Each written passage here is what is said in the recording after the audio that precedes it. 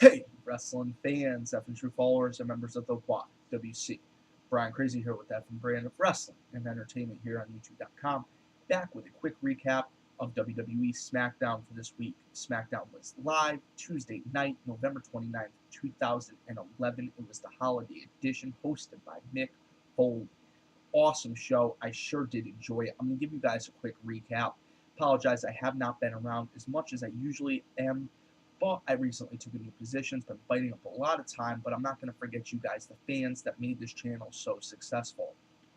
So let's jump right into the show. Foley comes out and announces a whole bunch of matches for later in the night. We're going to see a All I Want for Christmas Battle Royal, a Miracle on 34th Street fight, and just some great competition tonight.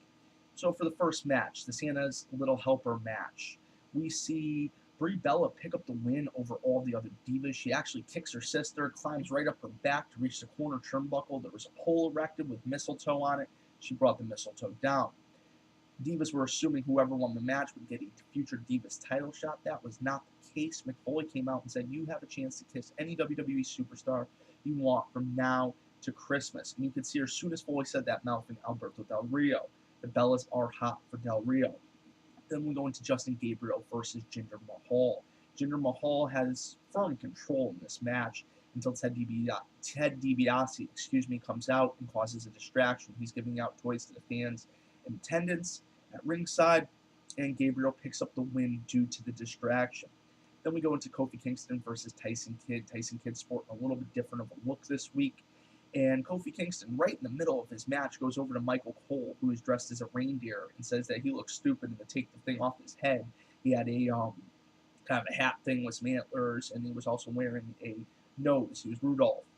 So Kofi actually puts the getup on and just defeats Tyson Kidd. It was actually pretty funny. Then we go into the Miracle on 34th Street fight. We see Randy Orton versus David Otunga.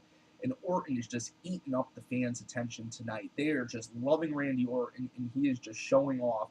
He is doing what he does best.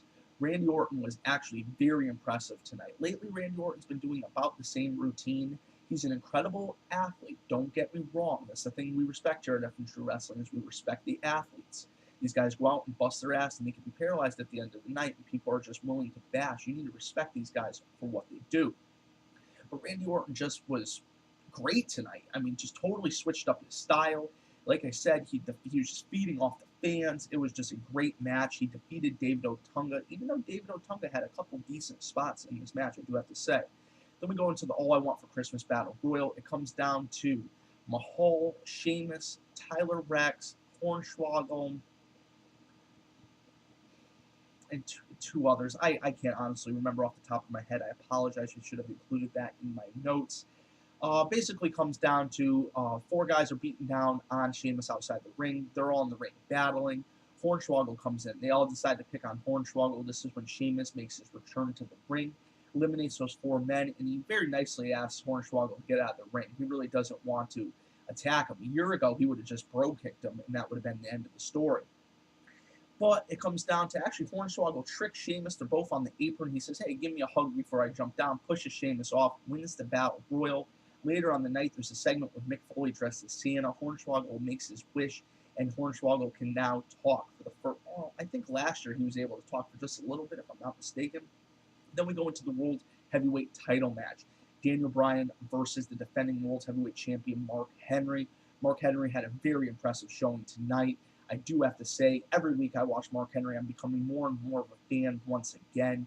Not that I wasn't a fan of his, I just wasn't a huge fan of his. Now, he's just so impressive. I do have to say, for a man his size and what he is able to do, you got to give credit where credit is due. Mark Henry was quite impressive. World's Strongest Slam off the second rope, 1, 2, 3. He is still your World's Heavyweight Champion. Post-match, he is still favoring that ankle. I want your guys' opinion on SmackDown. Please leave your comments below. Can't wait to hear your feedback. Thanks for checking out this video for the F and Brand of Wrestling and Entertainment here on YouTube.com. My name is Bryan Crazy, and I'll catch you later.